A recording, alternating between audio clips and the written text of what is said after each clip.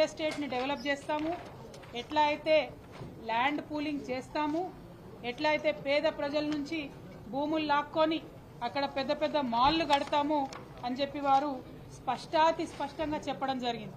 మరి నేనేదైతే నిన్న సభలో చెప్పడం జరిగిందో నిర్దిష్టమైనటువంటి సమాచారం ఉంది మా దగ్గర, ప్రభుత్వం ఆల్రెడీ డిపిఆర్ ప్రిపేర్ చేసిందని చెప్పడం జరిగిందో ఈ కాలంలో మీడియా మిత్రులకు కనబడతా ఉంటుంది.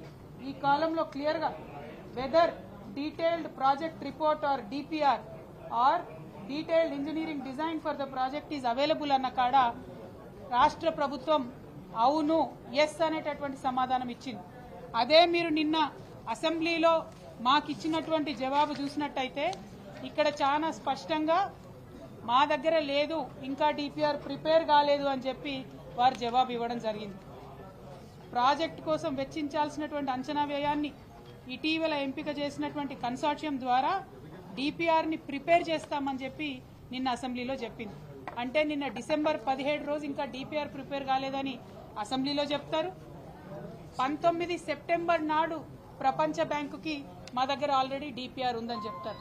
ఇంకా గమ్మత్ ఏంటంటే ఈ 19 సెప్టెంబర్ నాడు డిపిఆర్ ఉంది అని చెప్పిన తర్వాత నెల తర్వాత 4 అక్టోబర్ దాదాపు 20 రోజుల తర్వాత అక్టోబర్ 4వ తారీఖు నాడు 160 కోట్లు ఇచ్చి ఆ కన్సార్షియం ఏదైతే ఉందో మ్యాన్హాట్ కన్సల్టెన్సీస్, అట్లానే Cushman and Wakefield India Private Limited, అట్లానే RIOS Design Studios Private Limited, ఈ ముగ్గురు కలిసినటువంటి సిండికేట్కి మూసీ ప్రాజెక్టు డిపిఆర్ ప్రిపేర్ చేయడం కోసం అక్టోబర్లో మరి డబ్బులు రిలీజ్ చేసి, సెప్టెంబర్లోనేమో ఆల్రెడీ డిపిఆర్ ఉందంటారు మూసీ ప్రాజెక్టుకి, అక్టోబర్లోనేమో డిపిఆర్ ప్రిపేర్ చేసేటటువంటి సంస్థకు డబ్బులు రిలీజ్ చేస్తారు.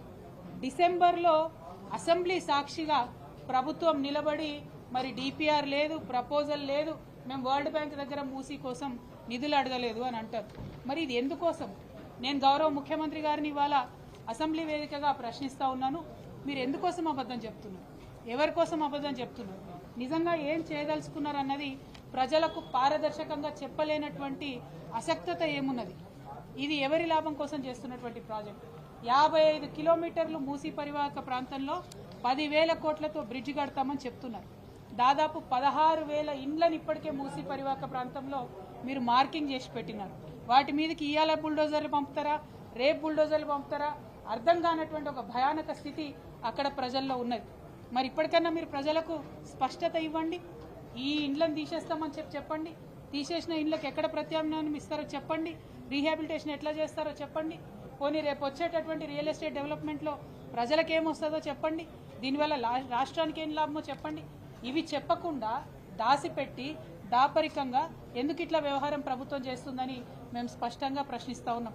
ఒక్క మూసీ విషయంలోనే కాదు, ఒక పేద ప్రజల విషయంలోనే కాదు, తెలంగాణ అస్తిత్వానికి సంబంధించి చేసేటటువంటి దాడిలో తెలంగాణ తల్లి విగ్రహం తయారు చేస్తే సంవత్సర కాలం పాటు ఎవ్వరికి తెలియదు ఎట్లా ఉంటుందో. వాళ్ళు తెలంగాణ తల్లి పేరుతోని కాంగ్రెస్ మాత విగ్రహం తయారు చేస్తారు. అట్లనే అనేక అంశాలలో చెప్పేదొకటి చేసేదొకటి. ఈ ప్రభుత్వ వైఖరిని మేము ఖండిస్తూ ఉన్నాం. మీరు పర్టికులర్గా మూసీ విషయంలో ప్రభుత్వం స్పష్టమైనటువంటి జవాబుతో అసెంబ్లీకి వచ్చి మాకు ఆన్సర్ ఇవ్వాల్సినటువంటి అవసరం ఉంది. నా దగ్గర ఉన్నటువంటి ఆధారాలు మీకు నేను ఇవ్వడం జరిగింది. మీరు కిషన్ రెడ్డి గారికి రాసినటువంటి ఉత్తరంలో కూడా చాలా స్పష్టంగా Musi river front development project అని చెప్పి 14,000 కోట్లు అడిగినరు. ఈ కాపీని కూడా నేను మీడియా మిత్రులకు ఇస్తా ఉన్నాను.